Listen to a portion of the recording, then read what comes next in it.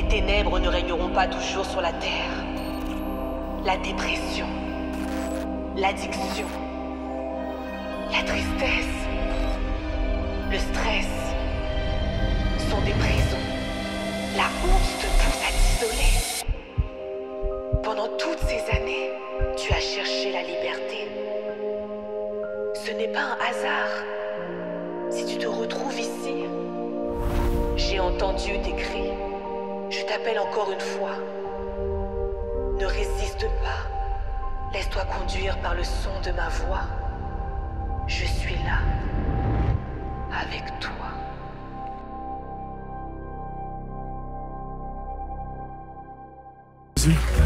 Est-ce qu'on peut faire monter des cris de joie, des cris de louange, une reconnaissance envers notre Seigneur Jésus?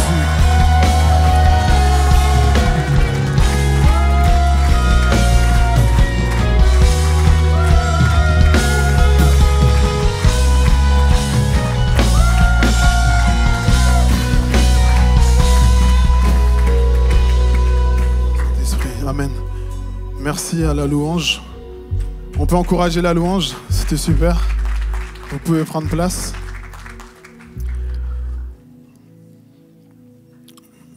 Du coup, aujourd'hui, vous l'avez compris, je pense, j'espère. On va parler de la proclamation.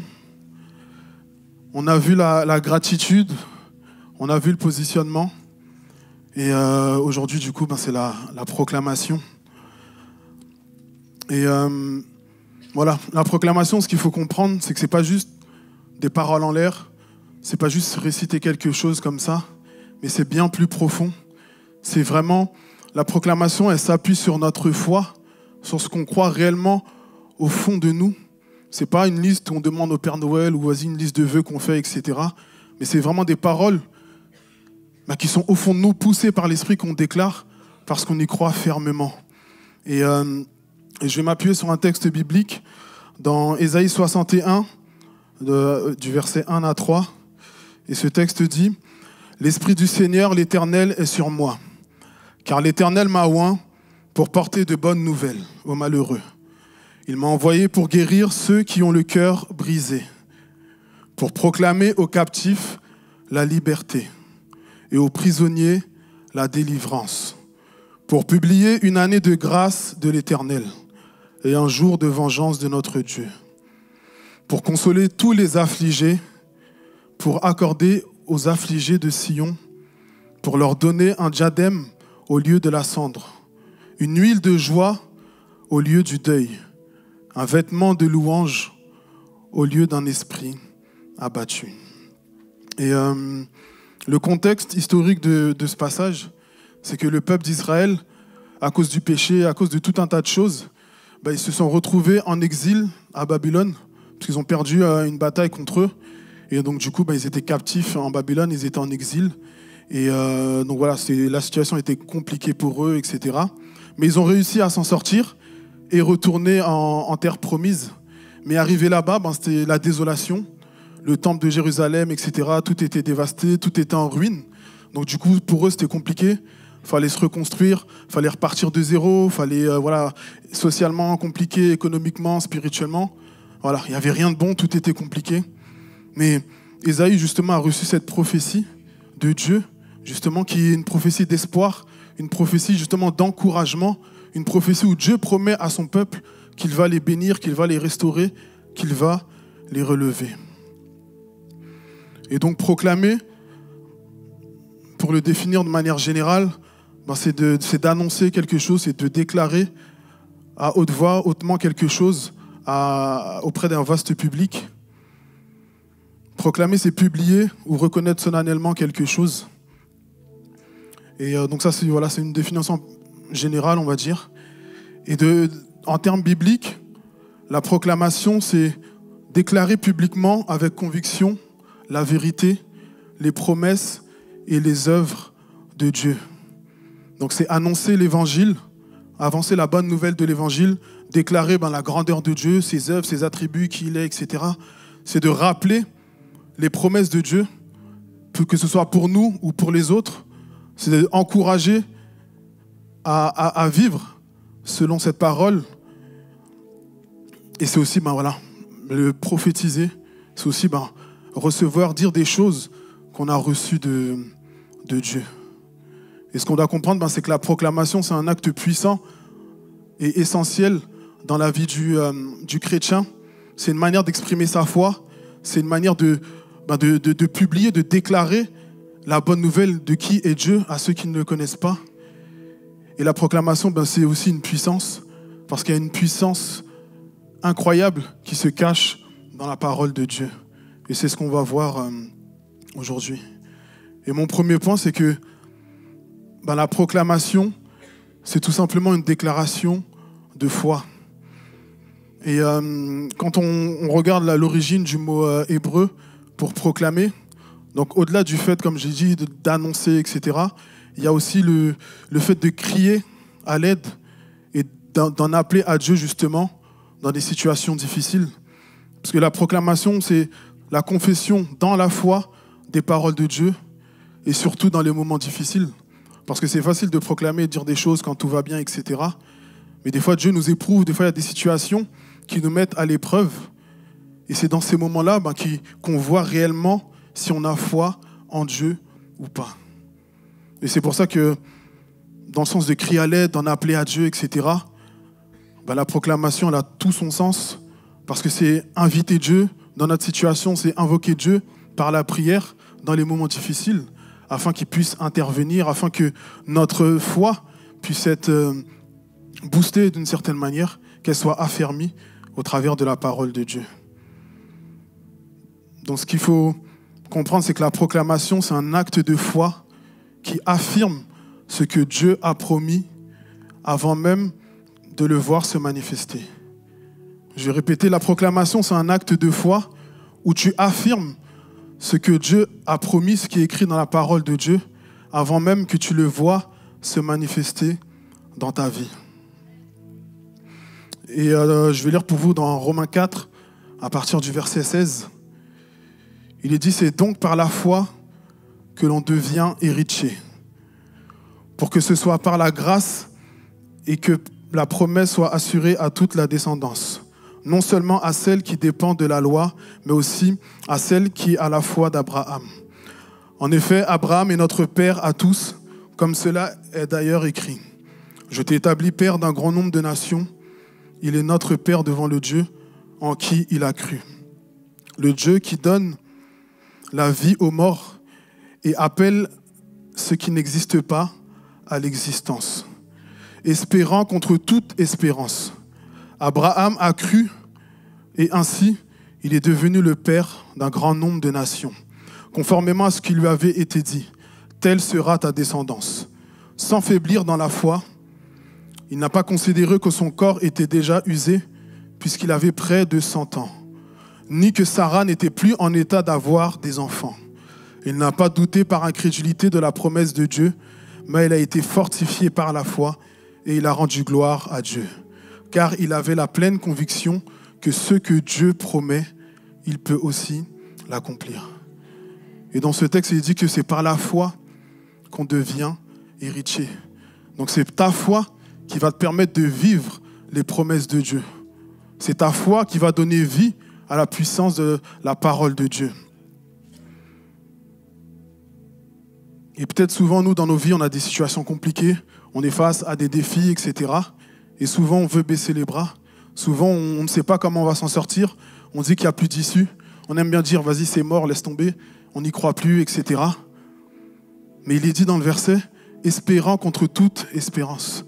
J'ai vu des personnes, on leur a diagnostiqué des maladies, des cancers, etc. Ils ont refusé ces paroles, ils ont proclamé la parole de Dieu. Et la maladie, elle a disparu.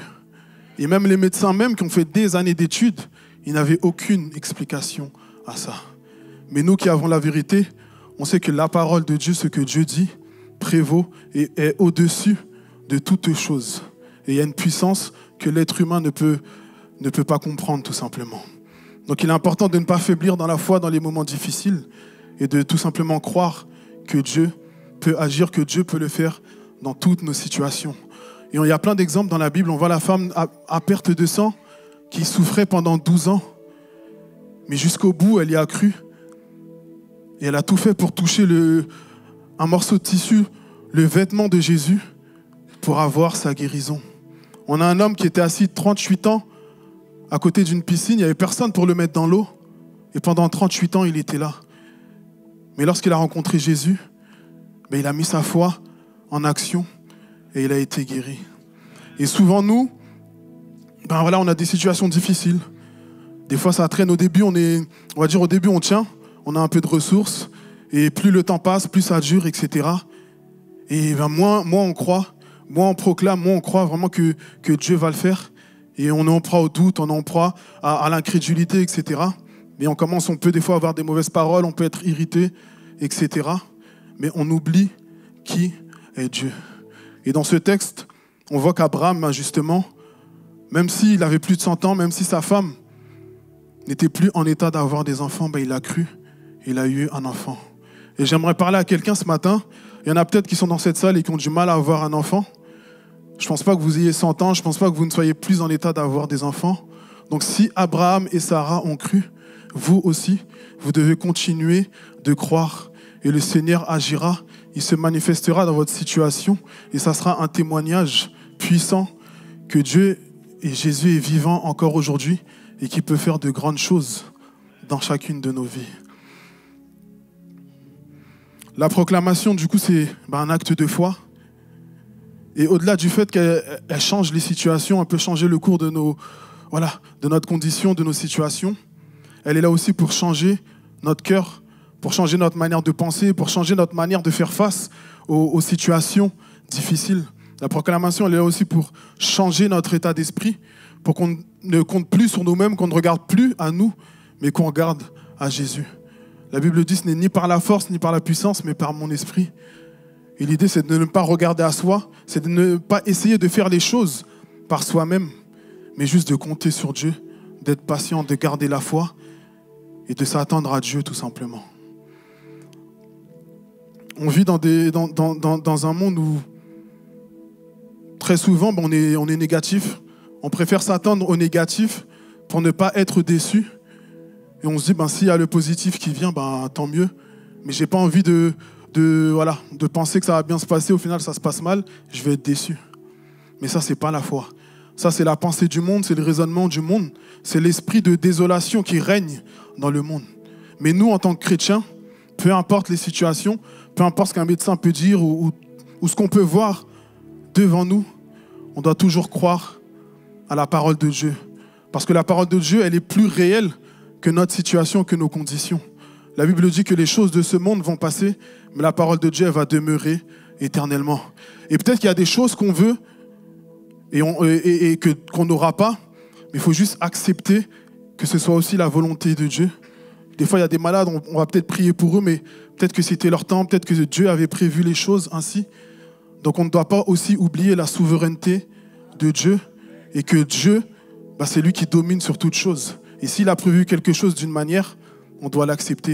Et il est important qu'on ait le discernement, qu'on prie pour ça, afin de ne pas, se battre dans le vent, mais toujours être aligné à la pensée de Dieu, toujours être aligné à sa volonté. J'aimerais te poser cette question ce matin. Comment toi, tu réagis dans les moments difficiles? Comment toi, tu réagis face à une mauvaise nouvelle? Comment toi, tu réagis peut-être quand tu cherches une alternance, un travail, etc. Et ça ne vient pas, ça met du temps, etc. Comment toi, tu réagis? Quelles paroles sortent de ta bouche? Et si ça dure dans le temps, est-ce que tu vas tenir pendant tout ce temps-là et attendre le temps de Dieu? Ou est-ce que tu vas baisser les bras? Est-ce que tu vas abandonner? Est-ce que tu vas chercher une autre solution par toi-même? Donc comment tu agis dans ces moments-là? Jésus a eu besoin de la foi de certaines personnes pour faire un miracle. À chaque fois, il leur demande « Qu'est-ce que tu veux que je fasse pour toi ?» pour un peu tester la foi. Et il leur dit qu'il te soit fait selon ta foi. Donc ta foi, elle fait toute la différence. Et donc tu as besoin réellement d'affermir ta foi, de fortifier ta foi et de croire, peu importe les réalités que tu vis. Ne pas avoir peur d'être audacieux et de croire que Dieu peut le faire. Même si tu es le seul à y croire, Dieu peut le faire quand même. Et une application qu'on peut avoir pour nos vies, c'est chaque matin se rappeler les promesses de Dieu, chaque matin se répéter que nous sommes bénis, que nous sommes aimés de Dieu, que Dieu nous aime, que Dieu nous protège, que Dieu est là pour nous, que l'Éternel est notre berger, qu'on ne manquera jamais de rien. On doit se répéter sans cesse ces paroles-là. Parce que c'est une chose de croire, mais le fait de le proclamer, tu donnes vie et ça donne du sens à cette parole-là. Donc on a besoin de se répéter. En fait, c'est un style de vie. On ne doit pas forcément attendre un problème pour chercher des versets qui collent à notre situation ou autre, mais c'est un style de vie. C'est qu'à chaque instant, on se rappelle des promesses de Dieu, on se rappelle de ce que Dieu a dit, etc. On s'approprie les paroles de Dieu pour nos vies. Donc je nous encourage vraiment à faire ça. La Bible dit que chaque matin, les bontés de Dieu se renouvellent. Donc chaque matin, va chercher ces bontés, va chercher ce qu'il a prévu pour toi. Et que ton âme puisse se nourrir justement de la parole de Dieu, de la paix de Dieu, de la joie, de l'amour de Dieu. Parce que quand tu mets les infos, quand tu regardes ce qui se passe dans le monde, tu vois que c'est de la désolation, c'est les guerres, les violences, etc. Tout un tas de mauvaises choses. Mais si tu ne prends pas le temps chaque matin de chercher la présence de Dieu, tu vas au fur et à mesure te laisser impacter, imprégner, influencer par les pensées de ce monde. Je pense que si tu fais une journée à regarder BFM, je crois qu'à la fin de la journée, tu es au bout de ta vie. Donc c'est vraiment important qu'on puisse s'abreuver constamment de la parole de Dieu et de sa présence. Le deuxième point, c'est que la proclamation, c'est notre mission, à savoir que nous sommes appelés à annoncer la bonne nouvelle. Donc là, on a vu le côté foi, le côté où cette proclamation, elle est pour nous, pour nos vies, pour nos situations, etc. Mais on doit aussi annoncer la bonne nouvelle. La proclamation, c'est aussi pour les autres. Et le texte d'Ésaïe 61, c'est un texte prophétique qui annonce la mission de Jésus. Et on retrouve le même texte dans Luc 4, justement, où Jésus lui-même va lire ce passage. Et dans le Nouveau Testament, donc c'est un mot grec qui est utilisé, c'est kérusso. Et ce mot, toutes les fois où il est utilisé dans le Nouveau Testament, et à chaque fois c'est pour parler de la prédication de l'Évangile. À chaque fois c'est pour parler du fait qu'il faut annoncer la parole de Dieu. Et donc comme vous pouvez le voir, dans le monde on nous parle de héros, H-E-R-O-S, mais nous qui sommes en Christ, nous sommes des héros, H-E-R-A-U-T. C'est une personne qui est chargée d'annoncer la venue de quelqu'un ou de quelque chose.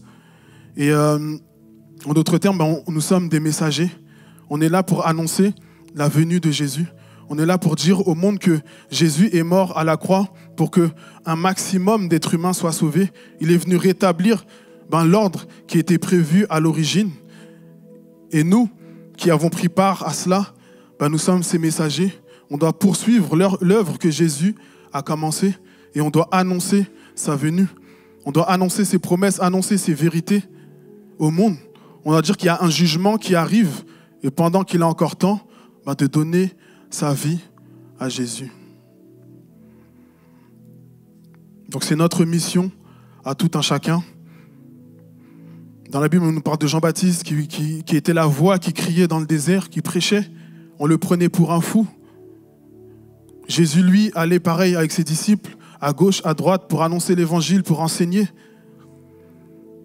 Et 2 Timothée 4, 2 nous dit « Prêche la parole, insiste en toute occasion, favorable ou non. » Et Moïse l'a lu au début, dans Matthieu 28, « Allez, faites de toutes les nations des disciples, les baptisant au nom du Père, du Fils et du Saint-Esprit. »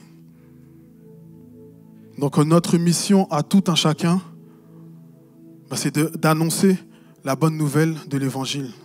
Mais malheureusement, ce qu'on constate, c'est que ça se perd aujourd'hui. On est plus concentré sur nous-mêmes, sur nos bénédictions, sur notre bien-être, sur notre confort, sur nos projets, etc., sur nos finances, sur nos business, etc. Mais on oublie qu'on a une mission première à faire sur cette terre. La Bible dit que si je vis aujourd'hui, ce n'est plus moi qui vis, mais c'est Christ qui vit en moi. Alors si Christ vit en toi, tu dois mettre de côté tes désirs, ta volonté, tes passions, tes projets, etc. pour mettre en priorité les désirs de Dieu, le cœur de Dieu, la volonté de Dieu pour ta vie et pour l'humanité. Et c'est ça la mort à soi. C'est de s'oublier, c'est que de diminuer et que Dieu, lui, puisse croître au travers de nous, au travers de nos vies. La Bible dit qu'on est le sel de la terre, la lumière du monde. Et une lumière, elle ne peut pas être cachée, elle sert à éclairer les ténèbres. Et on doit vraiment prendre conscience de ça. J'ai l'impression qu'aujourd'hui, les chrétiens, ils sont trop confortables dans le monde. C'est-à-dire, on est là, on a plein de projets, on veut une maison, on veut plein de choses. On est trop confortable dans le monde, comme si on allait passer notre éternité sur terre. Je suis sûr, il y a des gens, si on leur demande, si on leur dit Jésus, il vient demain, ils vont être dégoûtés. Ils vont dire, ouais, mais moi, je ne me suis pas encore marié, je n'ai pas encore d'enfant. Mais moi, je voulais telle voiture, je voulais tel truc, je n'ai pas encore ma maison. Il y en a, comme ils n'ont pas eu, ou ils ont pas, enfin voilà, leurs projets n'ont pas abouti comme ils le voulaient. Si on dit Jésus, il vient demain, je pense qu'il y en a qui seraient tristes parce qu'ils n'auraient pas accompli tout ce qu'ils auraient voulu accomplir. Et ça, c'est bien dommage. Parce qu'avant toute chose que nous, on doit accomplir, c'est la volonté de Dieu. À partir du moment où tu donnes ta vie à Jésus, c'est plus toi qui vis, mais c'est Christ qui vit en toi. Le vieil homme, il est mort. Et tu as une nouvelle nature, tu es régénéré, tu es transformé. Et tes aspirations ne doivent plus être les mêmes. Parce que sinon, tu ne fais aucune différence entre quelqu'un qui est dans le monde et quelqu'un qui est en Christ. Parce que tu vas dans le monde et c'est les mêmes envies, c'est les mêmes désirs, c'est les mêmes choses. Donc, au lieu que nous, qui sommes lumière, on se laisse influencer par les ténèbres, c'est à nous, justement, d'éclairer autour de nous et de leur montrer que les vraies choses de la vie, elles se trouvent en Jésus. Alors, j'aimerais vraiment nous encourager à cela. On a passé l'année 2024. Combien de personnes as-tu évangélisé? Combien de personnes avec lesquelles tu as parlé de Jésus? Il y a des gens que tu vois 5 jours sur 7 à l'école, au travail. Est-ce qu'au moins une fois tu leur as parlé de Jésus? Est-ce que tu les as invités à l'église ou pas? Actuellement, on a un projet par rapport à l'Arche, où on veut justement, Dieu a mis à cœur ce projet pour qu'on puisse construire une église de 1000 places. Et peut-être que certains vont se dire, mais on n'est même pas 500 et on veut une église de 1000 places. C'est peut-être démesuré ou voilà, on a les yeux plus gros que le ventre, comme on dit. Mais ce qu'on doit comprendre par là, c'est qu'on n'est peut-être pas 500 et peut-être que l'église, le local qu'on veut, c'est plus du double du nombre de personnes qui est dans cette église. Mais Dieu, il a un plan. Pour l'Arche de Noé, il avait un plan qui était de faire rentrer Noé, sa famille et tous les animaux dedans afin de les protéger, de les préserver du déluge. Et cette arche que nous sommes en train de construire, c'est pour protéger, c'est pour mettre à l'abri toutes celles et ceux qui sont perdus et qu'elles soient auprès de leur Père. Et ce que vous devez comprendre, ce qu'on doit comprendre, c'est que peut-être qu'il y a trop de place pour un peu de nombre, mais c'est à nous de remplir toutes ces places qui sont vides. Il y a 12 mois dans une année, 52 semaines, etc. Mais est-ce qu'au moins une fois par mois, tu peux t'engager, peut-être à inviter quelqu'un à l'église, à parler de Dieu à quelqu'un? Ça fait au moins 12 personnes sur une année. Et si on fait 12 plus 12 plus 12 plus 12, je pense qu'on peut remplir l'arche. Et on doit vraiment avoir conscience de ça, que c'est notre responsabilité à tout un chacun. Donc c'est bien de penser à soi, c'est bien de penser à son confort, à ses projets, etc. Mais c'est encore mieux de penser à Dieu. La Bible dit, cherchez premièrement le royaume de Dieu et toutes choses vous seront données par-dessus. Donc Dieu s'occupe de toi, Dieu ne te laissera pas, il ne t'abandonnera pas. Et dans la Bible, il dit que vous aurez des tribulations dans le monde, prenez courage, j'ai vaincu le monde. Donc on doit vraiment se focaliser sur l'essentiel qui est d'annoncer la parole de Dieu. Parce qu'une âme est importante pour Dieu et le ciel est en joie lorsque un seul pécheur revient à Dieu. Et nous aussi, on doit avoir ce cœur-là, nous aussi, on doit partager ça au fond de nous. Donc tu dois mettre de côté la peur, tu dois mettre de côté la timidité, tu dois mettre de côté le fait que, ouais, je ne sais pas quoi dire, ou peut-être que moi je suis un nouveau converti, etc.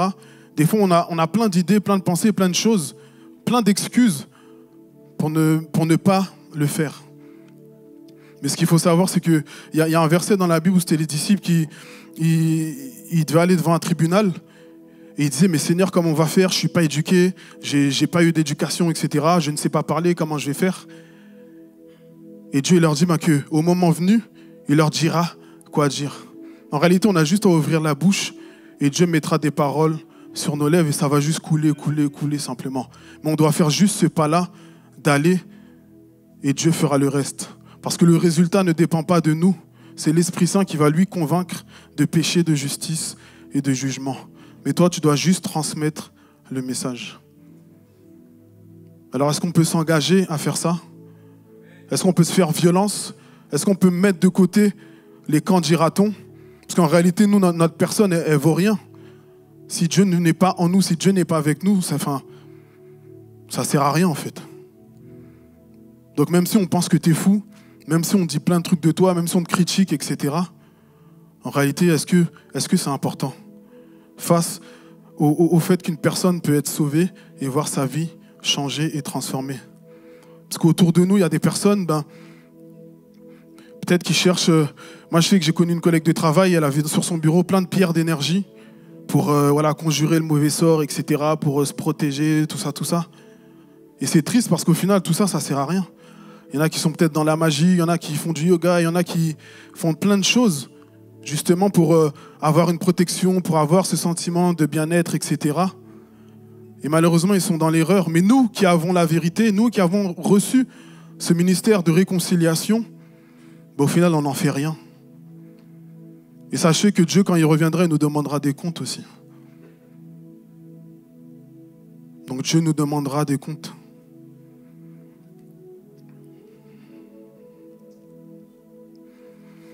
J'ai vu une vidéo récemment sur les réseaux. Et c'est un genre d'influenceur chrétien qui fait des petites vidéos un peu comiques. Et en gros, dans la vidéo, il va au ciel. Et au ciel, il voit des grands personnages de la Bible. Il voit David, il voit l'apôtre Paul, il voit Abraham, etc. Du coup, lui, il est content, il est émerveillé parce que les gars qu'il a vus dans la Bible, il a vu leurs histoires, ce qu'ils ont fait, etc. Et là, aujourd'hui, il est au paradis et il les voit. Et du coup, il y en a un justement de ces personnages bibliques qui lui demande toi, tu viens de quelle époque? Et lui, il répond moi, je viens des années 2000, etc. Alors, il dit du coup, t'as un smartphone? Il dit ouais, tout, il est content, j'ai un smartphone et tout. Mais du coup, combien de personnes t'as pu toucher avec ton smartphone, du coup, avec les réseaux sociaux, etc. Et lui, il répond, il dit personne. Moi, en gros, je vais sur les réseaux pour regarder des vidéos. Et il a dit des vidéos marrantes de chats. Et encore, lui, c'est un chrétien gentil parce que c'est des vidéos de chats. Mais je pense que si on devait regarder certains historiques... Bref. Et justement, on doit avoir conscience de ça. On passe, peut-être 6 heures, 7 heures sur nos téléphones par jour. Mais est-ce que ce temps, on le met à profit de l'évangile? Est-ce que pendant ce temps où tu scrolles, tu regardes plein de vidéos, etc., mais est-ce qu'il te vient à l'esprit de dire je vais peut-être partager une parole, un verset, un truc, et ça pourra peut-être toucher le cœur de quelqu'un? Et Jésus il a dit qu'on va faire des choses plus grandes que lui. Et ça en fait partie en fait. Aujourd'hui avec les réseaux, contrairement à avant où Jésus devait se déplacer à pied, aller à gauche, à droite, etc., pour que l'évangile soit répandu. Mais nous, en un clic, on peut toucher le monde. Et au final, on touche personne. Des fois, même nous, on n'est pas touchés. On vient à l'église, même nous, on n'est pas touchés. Donc, est-ce qu'on peut vraiment prendre conscience de ça? Est-ce qu'on peut laisser tomber, mettre de côté la pensée du monde et se focaliser sur ce que Dieu veut réellement? Parce que c'est ça, réellement, l'essence de notre vie. C'est ce qui donne un sens à nos vies, de faire la volonté de Dieu.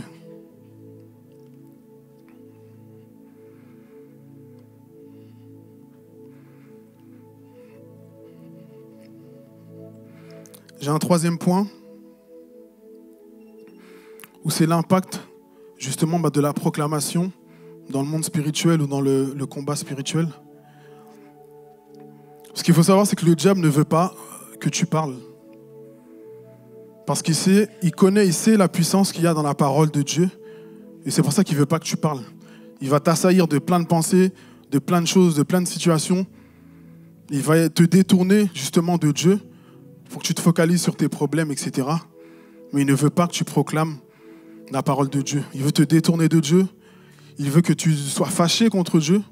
Parce que des fois, il y a des choses qui arrivent dans nos vies, il y a des choses qu'on demande qu'on ne reçoit pas. On en veut à Dieu pour ça. Et le diable ne veut pas que tu parles parce qu'il sait que dans ta parole, que si tu t'appuies sur Dieu, il y a une puissance incroyable derrière. Ce qu'il faut comprendre, c'est que Dieu est un être spirituel et Dieu a créé toutes choses par la parole. La Bible dit, au commencement était la parole était avec Dieu et la parole était Dieu. Donc Dieu est la parole. Donc lorsque tu proclames quelque chose qui vient de la Bible, de la parole de Dieu, c'est une part de Dieu que tu relâches, que ce soit sur ta vie ou sur la vie de quelqu'un d'autre. Et dans cette part de Dieu-là, il y a une puissance incroyable dedans. Et le monde spirituel, il fonctionne avec la parole. Et c'est pour ça qu'il est important de faire attention à ce qui sort de nos bouches. C'est pour ça que le diable ne veut pas que tu comprennes ça, il ne veut pas que tu parles tout simplement. Parce qu'il a peur de ce qui peut se produire justement, parce qu'il voit la puissance qui est cachée derrière cette parole. La parole a un pouvoir de créer, de détruire. Cette parole, elle nous protège, elle nous aide dans le combat spirituel. C'est la seule arme offensive du chrétien dans toute l'armure. Et la Bible nous dit, dans le Proverbe 18-20, c'est du fruit de sa bouche que l'homme rassasie son corps, c'est du produit de ses lèvres qu'il se rassasie. La mort et la vie sont au pouvoir de la langue. Quiconque l'aime en mangera les fruits. Donc la mort et la vie sont au pouvoir de la langue. Et ce que nous disons, c'est influencé par notre état spirituel, c'est influencé par notre âme, c'est influencé par qui nous sommes au fond de nous. C'est influencé par le fait de savoir si, oui ou non, on a une intimité avec Dieu, si oui ou non, on passe du temps dans la parole, si oui ou non, on vit en conformité avec la parole de Dieu. Les paroles négatives, les mauvaises paroles, les paroles destructives, elles ont un impact dans le monde spirituel. C'est-à-dire toutes les fois que tu prononces une mauvaise parole sur toi, sur ta vie ou sur celle de quelqu'un d'autre, en réalité, tu ouvres une brèche où l'ennemi il peut s'engouffrer et rentrer dedans. Et souvent, on s'imagine que le diable, c'est un monstre qui fait peur, etc. Mais le diable il est très malin et rusé. Il va juste nous pousser à dire de mauvaises choses pour qu'on lui donne une ouverture. Et des fois, on se plaint, mais c'est de notre faute parce que nous, on laisse accès au diable dans nos vies. Parce qu'on dit tout ce qui nous passe par la tête et on ne prend pas la peine de réfléchir et de se demander si c'est en conformité avec ce que Dieu veut ou pas. Donc on doit faire attention à ce qu'on dit, parce que c'est une porte ouverte. La Bible dit, celui qui garde sa bouche garde son âme. Celui qui ouvre de grandes lèvres court à sa perte. En contrepartie, les paroles positives, les paroles de bénédiction, les paroles justement qui découlent de Dieu, elles sont là pour nous bénir, pour nous faire du bien, pour changer nos situations, nos circonstances, pour affermir notre foi. Elles nous aident à être alignés à la volonté de Dieu. Il y a aussi le fait de confesser ses péchés, ça en fait partie, parce que ça brise le pouvoir du péché dans ta vie. Et c'est pour ça, les amis, qu'on doit parler le langage de Dieu. On doit parler la parole de Dieu, on doit parler le langage de Dieu, parce que c'est ce qui fait la différence.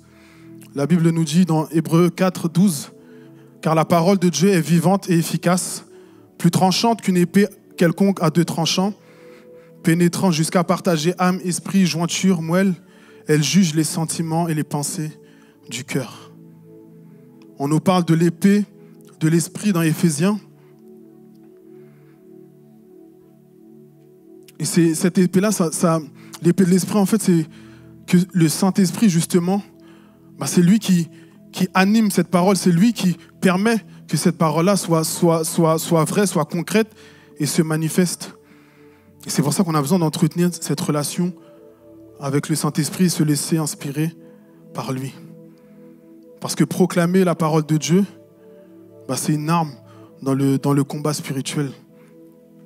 Il est vraiment important qu'on puisse avoir conscience de ça. C'est une arme offensive contre les mensonges du diable, contre les mauvaises pensées, contre toutes les tentations de l'ennemi. Jésus lui-même a été tenté et il a répondu par la parole. C'est une arme défensive parce que lorsque tu es plongé et tu es rempli de la parole de Dieu, peu importe les mensonges du diable, tu ne pourras pas y croire. Vu que chaque matin tu te lèves et tu répètes les paroles de Dieu, tu es conditionné, ton état d'esprit il est différent, ton intelligence elle est renouvelée. Donc le diable il ne pourra pas t'atteindre, il ne pourra pas t'avoir. Parce que Adam et Ève, pour les avoir, il leur a juste dit une demi-vérité. Dieu a-t-il vraiment dit? Il a juste semé le doute dans leur esprit et malheureusement ils sont tombés dedans. Et des fois nous aussi, on laisse trop de place au doute, trop de place à la peur, etc. Et on tombe dans les filets du diable et il fait ce qu'il veut après. Donc on a vraiment besoin d'être ancré dans la parole de Dieu parce qu'il y a une réelle puissance qui se cache derrière. Donc les paroles qu'on dit, ce n'est pas juste des choses comme ça, mais dans le monde spirituel, il y a une vraie incidence. La Bible dit que la parole de Dieu, c'est notre lumière. Ta parole est une lumière à mes pieds, une lampe sur mon sentier. Cette parole, elle nous éclaire, elle nous aide à voir justement au-delà de nos yeux physiques, elle nous aide à voir dans le monde spirituel, à comprendre ce qui se passe dans le monde spirituel. Il y a la louange également. Quand on passe un temps dans la louange et l'adoration, c'est aussi une forme de proclamation, c'est aussi une forme entre guillemets, une munition dans le combat spirituel. Parce que quand tu es dans la louange, quand tu es dans la présence de Dieu, en réalité, la louange, elle est là juste elle installe une atmosphère où le Saint-Esprit peut se manifester. C'est-à-dire, elle crée un espace, elle dispose ton cœur, non seulement pour recevoir, mais surtout pour que l'Esprit Saint puisse agir et se manifester. Il y a des personnes, on n'a même pas besoin de prier pour toi, mais juste dans la louange, Dieu peut toucher ton cœur, il peut te guérir, il peut te délivrer, il peut te libérer, il peut faire ce que tu veux. Des fois, on n'a peut-être pas la force de parler, de prier ou autre, mais rien qu'un temps dans la louange peut faire toute la différence. Donc c'est une chose à ne pas négliger. Et j'aimerais vous dire que dans le monde spirituel, il y a une hiérarchie. Tu as Dieu tout en haut, Dieu, ses anges. Ensuite, tu as Satan et ses démons. Et ensuite, tu as l'homme. Et un homme sans Dieu, il n'est rien. Un homme sans Dieu est vulnérable. Un homme sans Dieu est sujet à toutes les attaques de l'ennemi et il n'a rien pour se défendre. Mais nous, qui avons Jésus dans nos vies, au final, tu passes du bas de l'échelle au haut de l'échelle. Ça veut dire que quand tu as Jésus dans ta vie, il te donne une nouvelle nature, il te transmet sa nature divine, il te donne sa puissance, il te donne son autorité. Et là où avant tu étais soumis au péché, tu étais vulnérable face au péché, aujourd'hui tu domines. Et tu peux déclarer que tout péché, que toute maladie quitte ta vie, quitte ton corps dans le nom de Jésus. On doit avoir conscience de ça. Et des fois, en tant que chrétien, alors qu'on est sauvé, alors que Dieu est dans notre vie, on se comporte comme l'homme qui est sans Christ et qui est au bas de l'échelle. Et on dit justement des paroles qui ne viennent pas de Dieu. Et au final, quand tu prononces ce genre de choses, tu te rends vulnérable tout simplement. Tu te rends vulnérable, c'est que tu te comportes comme quelqu'un qui n'a pas Christ et tu crées des portes ouvertes au diable. Et on a besoin de comprendre ça. Et j'aimerais aussi parler à quelqu'un ce matin, peut-être que tu n'as pas encore Jésus dans ta vie, mais sache que toutes les promesses de Dieu, elles sont réservées uniquement à ceux qui ont décidé de le suivre. Mais si tu respires aujourd'hui, si tu es là, c'est que Dieu a un rendez-vous avec toi et c'est qu'il a encore temps de faire le bon choix. Parce que toutes les promesses de Dieu, la protection de Dieu, l'amour de Dieu, toutes ces choses-là sont réservées pour celles et ceux qui ont décidé de le suivre et de donner leur vie entièrement.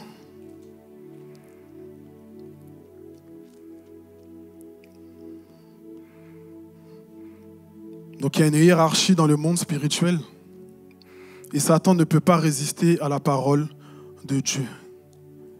Et on doit comprendre ça.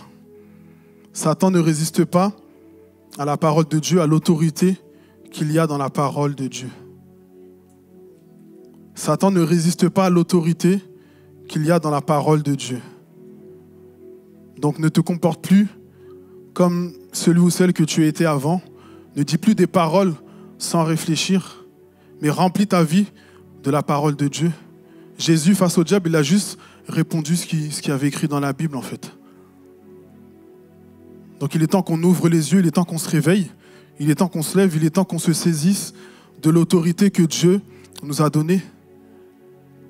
Je pense qu'il y en a qui ont assez pleuré, qui se sont assez lamentés, mais qui ne se sont pas levés pour parler à leurs problèmes. On parle souvent de nos problèmes, on parle souvent de ce qu'on vit, on pleure, on n'est pas content, on boude, etc. On est au bout de notre vie, on vient avec la mine défraîchie. Mais à aucun moment, on s'est levé et on s'est saisi de l'autorité que Dieu nous a donnée. Pourtant, tu es au courant que Dieu t'a donné une autorité, mais tu ne t'en sers pas. Il est temps qu'on grandisse, il est temps qu'on élève le niveau, et il est temps qu'on arrête de toujours attendre à ce qu'on prie pour soi, de toujours attendre que la bénédiction vienne de l'extérieur. Mais il est temps que toi, tu ailles chercher ta bénédiction, il est temps que tu ailles chercher ta guérison, il est temps que toi-même, tu te lèves et que tu ailles chercher ta délivrance. Il y a des situations dans la vie, même les plus grands pasteurs, ils vont prier pour toi, rien ne va se passer. Parce que le déclic, le changement, c'est toi. Toi et toi seul. Si demain tu te retrouves tout seul, je sais pas, dans ton sommeil, il y a des gens dans leur sommeil, ils sont attaqués, on veut les étouffer, etc. Il n'y a personne pour t'aider, tu n'as même pas de voix, tu n'as même pas de souffle pour crier.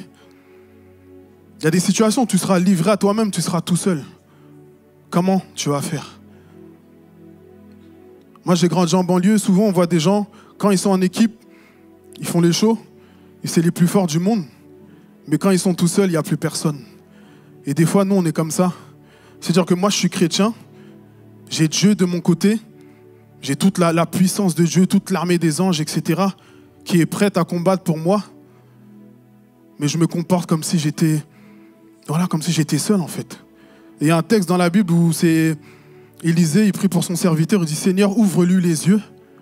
Parce qu'ils étaient entourés d'ennemis. Et il disait « Comment je vais faire pour m'en sortir ?» Et il a dit « Seigneur, ouvre-lui les yeux afin qu'il voie ». Et Dieu lui a ouvert ses yeux et il a vu que l'endroit où ils étaient, il y avait des chars, des chevaux de l'armée de Dieu qui étaient là et ils étaient en plus grand nombre. Donc nous ne sommes pas des victimes, mais nous sommes victorieux. Donc on doit relever la tête, on doit se comporter, on doit avoir conscience de notre identité, de qui nous sommes en Jésus. Et ce n'est pas une question d'âge. C'est juste une question de foi, c'est juste une question de croire, c'est juste une question d'avoir l'audace et d'ouvrir la bouche et de laisser la parole de Dieu se manifester et agir dans nos vies, dans nos situations. La Bible dit dans Zacharie 4,6, c'est ici la parole que l'Éternel adresse à Zorobabel. Ce n'est ni par la force ni par la puissance, mais c'est par mon esprit, dit l'Éternel des armées. Qui es-tu, grande montagne ? Devant Zorobabel, tu seras aplani. Et c'est cette audace-là, c'est cette autorité-là que nous devons avoir. On doit parler à nos montagnes, on doit parler à nos situations. Ça peut être dans nos vies, ça peut être dans la vie de quelqu'un, de notre famille, d'un ami, etc. Mais on doit se saisir de cette autorité-là. Marc 11, 23 dit, je vous le dis en vérité, si quelqu'un dit à cette montagne, retire-toi de là et jette-toi dans la mer, et s'il ne doute pas dans son cœur, mais croit que ce qu'il dit arrive, il le verra s'accomplir. C'est pourquoi je vous le dis, tout ce que vous demanderez en priant, croyez que vous l'avez reçu et cela vous sera accordé. Donc il est temps que tu parles à ta montagne, à ta situation, à ton problème. Il est temps que tu te lèves, il est temps que tu te saisisses de l'autorité que Dieu t'a donnée. Parce qu'il y a des choses, personne ne pourra les faire à ta place. Mais c'est toi et toi seul.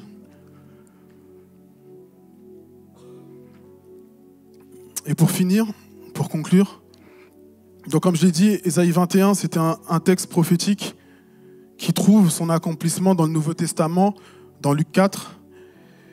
Et donc dans Luc 4, justement, c'est après la tentation de Jésus dans le désert. Et du coup, il revient dans la synagogue et tout. Et à ce moment-là, il doit lire un texte, un passage biblique dans la synagogue, et il relit du coup le texte d'Ésaïe. Et à la fin, il est écrit du coup dans Luc 4, 21, Alors il commença à leur dire, « Aujourd'hui, cette parole de l'Écriture que vous venez d'entendre est accomplie. » Donc le fait d'annoncer la bonne nouvelle aux pauvres, de guérir les cœurs brisés, etc. Donc tout ce qui a été dit dans le texte d'Ésaïe, Jésus dit que c'est lui qui est l'accomplissement de ces choses-là et qu'à partir de lui, ces choses-là, elles seront manifestes pour tout le monde, pour tous ses enfants. Matthieu 11:2, « Or, dans sa prison, Jean avait entendu parler de ce que faisait Christ. Il envoya 2 de ses disciples lui demander, « Es-tu celui qui doit venir ou devons-nous attendre un autre ?» Jésus leur répondit, « Allez rapporter à Jean ce que vous entendez et ce que vous voyez. Les aveugles voient, les boiteux marchent, les lépreux sont purifiés, les sourds entendent, les morts ressuscitent et la bonne nouvelle est annoncée aux pauvres. » Et j'aimerais dire à quelqu'un ce matin que les aveugles voient, que les sourds entendent, que la tristesse est remplacée par la joie, que la maladie est remplacée par la vie de Dieu, par la vigueur, par la vitalité, que la haine, que la colère, que le péché, que l'addiction sont changés par la liberté de Dieu. Et il est temps, encore une fois, qu'on se lève, il est temps qu'on proclame sur nos vies ces choses-là. Il est dit justement que Jésus est venu annoncer une bonne nouvelle aux pauvres. Que tu sois pauvre financièrement, pauvre spirituellement, il y a une bonne nouvelle pour toi et Jésus veut te relever, Jésus veut te rendre riche. Peut-être que tu as le cœur brisé, peut-être que tu as été insulté, peut-être que ta famille, tes parents, on t'a dit des mauvaises paroles, peut-être que tu as vécu des choses difficiles à l'école ou autre. Mais aujourd'hui, Dieu veut restaurer ton cœur, il veut guérir ton âme ce matin. Et si tu crois, si tu as la foi, cette chose-là va s'accomplir dans le nom de Jésus parce que son sang a coulé. Peut-être que tu es captif dans une addiction, peut-être que tu es addict à quelque chose, tu as du mal à t'en sortir, tu penses que c'est impossible, que ça te correspond, que ça te définit. Mais Jésus est là pour te libérer. Mais c'est à toi de faire le pas, c'est à toi de te lever. Il est là pour ceux qui sont opprimés. Ils sont là pour ceux qui sont dans la détresse. Ils sont là pour tous ceux qui reconnaissent qu'ils ont besoin de lui. Il n'y a aucun problème de nos vies qui échappe au contrôle de Dieu. Rien n'est trop grand pour lui, rien n'est trop puissant pour lui, rien n'est impossible. La Bible dit qu'aux hommes, cela est impossible. Mais à Dieu, tout est possible. Donc quand tu gardes la foi, quand tu proclames la parole de Dieu, en réalité ce que tu dis c'est qu'aux hommes c'est impossible. Mais moi je sais qu'il y a une solution, je sais que mon Rédempteur est vivant et je sais qu'il peut agir et intervenir dans ma circonstance. Et de la même manière quand tu apportes la parole de Dieu autour de toi, sa puissance aussi agit dans la vie de toutes ces personnes-là où tu proclames la parole de Dieu. Et je vais finir avec un texte dans Ézéchiel 37, à partir du verset 4, il est dit « Fils de l'homme », où Dieu parle à Ézéchiel, il dit « Fils de l'homme, ses œufs pourront-ils revivre ?»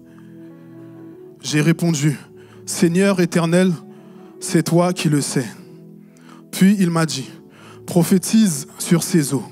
Tu leur annonceras, ossements desséchés, écoutez la parole de l'Éternel. » Donc là, on voit qu'il proclame, il dit « Prophétise, annonce, ossements desséchés, écoutez la parole de l'Éternel. » Parce que la parole de l'Éternel est puissante. « Voici ce que dit le Seigneur éternel à ses eaux. Je vais faire entrer un esprit en vous et vous vivrez. Je vous donnerai des nerfs, je ferai pousser sur vous de la chair, je vous recouvrirai de peau. Je mettrai un esprit en vous et vous vivrez. Vous reconnaîtrez alors que je suis l'Éternel. » Donc ça, c'est la proclamation. Et Ésaïe, du coup, il a proclamé cette parole qu'il avait reçue. Il a dit « J'ai prophétisé conformément à l'ordre que j'ai reçu. » Et alors que je prophétisais, il y a eu un bruit. Un mouvement s'est produit et les os se sont rapprochés les uns des autres. J'ai regardé et j'ai vu qu'il leur apparaissait des nerfs. La chair a commencé à pousser et la peau les a recouverts en dernier. Mais il n'y avait pas d'esprit en eux. Il m'a dit « Prophétise à l'intention de l'esprit. » Prophétise, fils de l'homme. Tu annonceras à l'esprit, voici ce que dit le Seigneur l'Éternel. Esprit, viens des 4 vents, souffle sur ces morts et qu'ils revivent. Et ce matin, on va dire, esprit des 4 vents, souffle dans ma vie, souffle dans ma famille, souffle dans mon corps, souffle dans mes pensées et manifeste-toi. que tout ce qui est mort dans chacune de nos vies puisse revivre ce matin dans le nom de Jésus. Paul et Silas étaient enfermés en prison et alors qu'ils priaient et qu'ils chantaient les louanges de l'Éternel, il y a eu un tremblement de terre et les murs de la prison se sont écroulés, tous les verrous, tous les barreaux, toutes les chaînes, elles sont tombées et ils ont été libérés, non seulement eux, mais tous ceux qui étaient dans la prison. Donc j'aimerais qu'on puisse fermer les yeux. On va passer un temps dans la louange justement où on va déclarer des choses, on va dire des choses. Mais avant ça, j'aimerais que tu puisses fermer les yeux et penser à ta vie, penser à cette situation qui te bloque, penser à là où justement tu as besoin que Dieu intervienne, là où tu as eu des mauvaises paroles. Commence à confesser, commence à demander pardon à Dieu, commence à dire Seigneur, je reconnais que j'ai mal agi, j'ai mal pensé, je reconnais que j'ai pas eu foi en toi, que j'ai pas eu confiance en toi. Mais aujourd'hui, je veux te voir à l'œuvre dans ma vie. Donc j'aimerais juste qu'on ferme les yeux et qu'on pense à ça. Et avant qu'on puisse passer ce temps de louange, pendant qu'on a les yeux fermés, j'aimerais juste donner l'opportunité à une personne ou plusieurs de donner leur vie à Jésus. Parce qu'encore une fois, toutes ces promesses sont pour ceux qui ont donné leur vie à Jésus. Donc si tu es dans ce lieu et que tu n'as pas encore donné ta vie à Jésus, je t'invite juste à lever la main et on viendra prier avec toi. Juste lève ta main et on viendra prier avec toi. Et Dieu, là où tu es, te voit. Je vais juste demander à une personne de l'intercession de se rapprocher. Donc si tu es dans ce lieu, tu n'as pas donné ta vie à Jésus, juste lève ta main. Toutes ces promesses sont pour toi. Elles sont pour toi. Peut-être que tu es fatigué, chargé. La Bible dit, venez à moi, vous tous qui êtes fatigués, chargés, je vous donnerai du repos. Il va donner un sens à ta vie. Il va guérir ton cœur, il va guérir ton âme. Il va te guérir physiquement, émotionnellement, mentalement, sentimentalement, tout ce que tu veux. Juste garde la main levée et il y a une personne qui va venir te voir et prier avec toi. Parce qu'aujourd'hui, le Seigneur a un plan pour toi. Aujourd'hui, le Seigneur veut te rencontrer. Il veut changer ta vie. Il veut changer ta situation. Il veut ouvrir tes yeux afin que tu aies une autre perspective de la vie. Alléluia.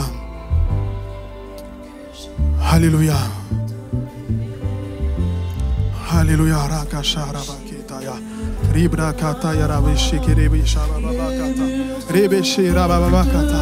Rebebe shekarataya. J'ai l'autorité.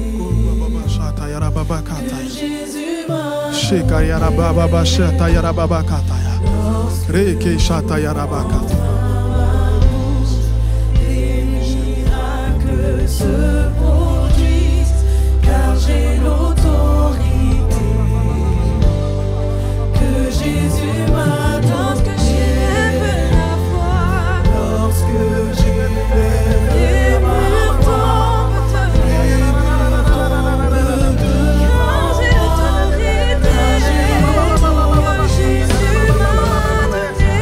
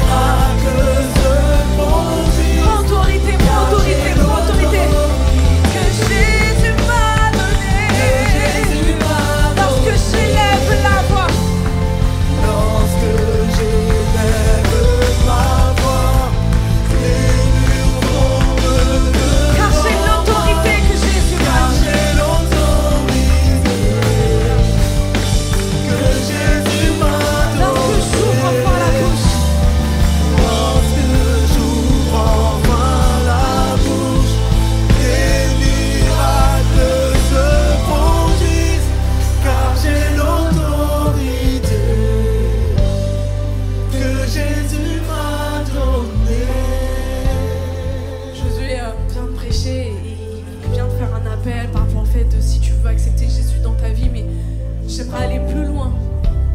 Si toi, tu n'as pas la force de déclarer de ta bouche, si tu as besoin d'un compagnon de prière là maintenant, si tu as besoin que quelqu'un t'accompagne pour déclarer, s'il te plaît, juste lève la main. Je ne sais pas si... Je pense pas qu'on aura assez de place pour...